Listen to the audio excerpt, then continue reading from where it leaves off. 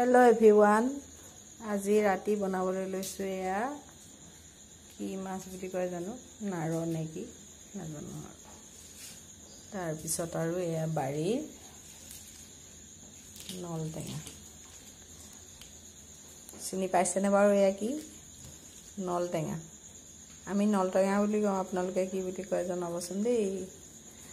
নল টেঙা আৰু এয়া মাছ আজি ৰাতি ভাত খাছে এনেকৈ বনাম আৰু দেই আজিলে বাই